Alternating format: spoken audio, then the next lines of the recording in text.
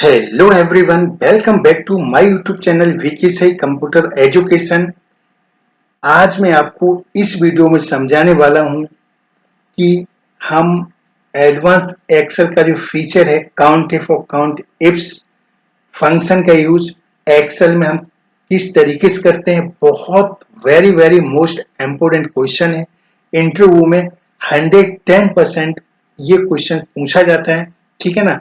तो इस वीडियो में स्टेप बाय स्टेप डिटेल में समझाया जाएगा कि हम काउंट इफ और काउंट इफ्स फॉर्मूले का यूज, मतलब इन फंक्शन का यूज हम डेटा में किस तरीके से करते हैं। तो चलिए वीडियो स्टार्ट करते हैं और समझते हैं। अब जैसे कि आप स्क्रीन पर देख रहे हैं, यहाँ पर एक्सेल का डेटा मैंने एक ओपन कर लिया है। यहाँ पर अटेंडेंस शीट है। अब हर एक कंपनी में अटेंडेंस शीट होती है, हर एक स्कूल में, कॉलेज में। तो जब आप एक्सेल पे डेटा को बनाते हैं तो देखिए एब्सेंट प्रेजेंट भी होता है। तो यहाँ पर देखिए, यहाँ पर ध्यान से समझ लीजिएगा। जैसे प्रेजेंट है तो यहाँ पर देखिएगा काउंट इफ फॉर्मूले का यूज किया गया। इसे मैं डिलीट कर देते हैं समझाने के लिए। अब देखिए यहाँ पर ये पूरे को हम डिलीट कर देते हैं और यहाँ से हमने डिलीट कर दिया है। तो देखिएगा यहाँ पर हमें जो जैसे Ram Shyam as a example के लिए मैं यहाँ पर लिख दिया है समझाने के लिए। तो यहाँ पर देखिएगा, ये देखिएगा, यहाँ से देखिएगा, ये ध्यान से देखिए, ये टोटल प्रेजेंट हमें निकालनी है। अब इसमें एब्सेंट भी होगी। तो आप ऐसे अगर एक एक करके काउंट करें बहुत दिक्कत होगा। तो हमें एक सिंगल कंडीशन में यहाँ पर है कैसे कि ओनली पी को टोटल करना है, पी को काउंट करना है। पी कितने हैं, 2 4 6, पी कितने हैं, या ओनली अगर एब्सेंट काउंट करना है, या किसी डेटा में ओबीसी को काउंट करना है कि ओबीसी डेटा में कितने हैं, है ना, एससी कितने हैं, जनरल कितने हैं, ठीक है ना, या मतलब ओबीसी कितने हैं। अगर काउंट करना है तो काउंट इफ का मतलब क्या, कंडीशन जहां होती है इफ का यूज करते हैं। तो यहाँ पर एक कंडीशन है अटेंडेंस शीट वाले डेटा में कि हमें ओनली प्रेजेंट निकालना है।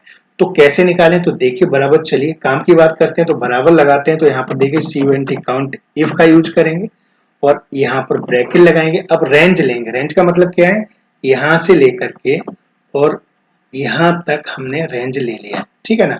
अब देखिए कॉमा लगा देंगे, क्या निकालना है, पी। तो देखिए इन्वर्टेड कॉमा डबल कोट जिसे बोलते हैं, यहाँ पर लिखेंगे पी और फिर यहाँ पर ब्रैकेट लगा देंगे, ठीक है ना। और ये देखिएगा मतलब शिफ्ट के साथ ब्रैकेट लगाएंगे और यहाँ पर इंटर दबा देंगे। तो देखिए यहाँ पर 50 प्रेजेंट है। 50 का मतलब क्या है, क्योंकि हर एक डेट में डबल डबल है, ठीक है ना। तो देखिए यहाँ पर जितना पी लगा हुआ वो कितना, यहाँ पर 50 है। तो इस तरीके से अब हम ड्रैग कर देंगे तो ऑटोमेटिक सभी का आंसर आ जाएगा। तो इस तरीके से हम यहाँ पर काउंट फॉर्मूले का यूज करते हैं सिंगल कंडीशन में। जैसे आप प्रेजेंट निकालना था तो हमने काउंटिव फॉर्मूला का यूज किया। यहाँ पर फॉर्मूला आप लिख सकते हैं लर्न करने के लिए, इक्वल टू लगाएंगे, काउंटिव लिखेंगे और फिर रेंज लेंगे। मतलब जिस डेटा में आपको निकालना है रेंज लेके कॉमा लगाएंगे, क्राइटेरिया लेंगे, मतलब निकालना क्या है, उसमें पी निकालना है, ए निकालना है, ठीक है ना। तो जो भी डेटा हम निकालना है उसे ब्रैकेट लगा के और इंटर दबा देंगे। फॉर्मूला आपके सामने है। इस तरीके से मैंने देखिए प्रैक्टिकल समझा दिया। तो काउंट इफ का यूज हम इस तरीके से करते हैं। तो आई होप कि काउंट इफ फंक्शन कैसे यूज करते हैं समझ में आ गया होगा।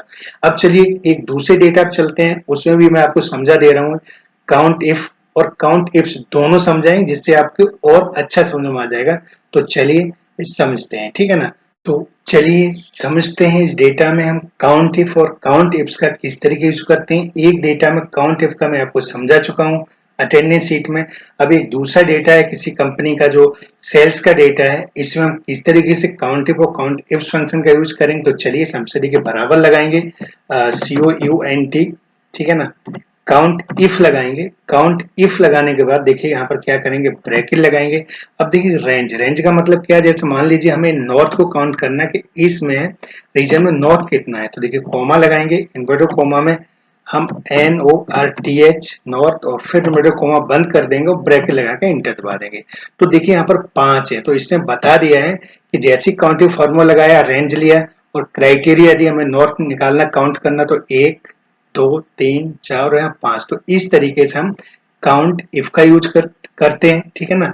जब सिंगल कंडीशन है और जब डबल कंडीशन, मान लीजिए नॉर्थ पंजाब कितनी बार आया है काउंट करके बताना है।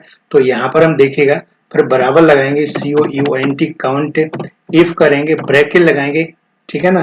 यहाँ पर इफ्स करेंगे, यहाँ पर ब्रैकेट लगाएंगे, काउंट इफ्स होगा। क्राइटेरिया रेंज 1, तो हम ये रीजन यानी हमें नॉर्थ पंजाब देखना है, ऐसे सेलेक्ट करेंगे, कॉमा लगाएंगे, इन्वर्टेड कॉमा लगाएंगे, यहाँ पर NORTH नॉर्थ लगाएंगे, इन्वर्टेड कॉमा को बंद करेंगे, फिर यहाँ पर कॉमा लगाएंगे और दूसरा जो हमारा रेंज लेना क्राइटेरिया वो है पंजाब यानी स्टेट, तो यहाँ पर फिर कॉमा लगाएंगे, इन्वर्टेड कॉमा लगाएंगे, यहाँ लिख देंगे PUNJAB पंजाब, ठीक है। इन्वर्टेड कॉमा बंद करेंगे और ब्रैकेट लगा के यहाँ पर इंटर दबाएं, तो यहाँ पर देखिए 3 आ गया, मतलब नॉर्थ पंजाब जो काउंट है वो देखिए north Punjab 1, north Punjab 2, north Punjab ये नहीं है, ये 3 है। तो इस तरीके से हम किसी भी डेटा में इस तरीके से हम काउंट इफ और काउंट इफ्स फंक्शन का यूज करते हैं। तो आई होप कि 2 डेटा में, एक अटेंडेंस शीट वाले डेटा में काउंट इफ समझाया और इस डेटा में काउंट इफ और काउंट इफ्स को मैंने आपको बिल्कुल डिटेल में समझाया। तो आई होप कि ये वीडियो अच्छा लगा होगा,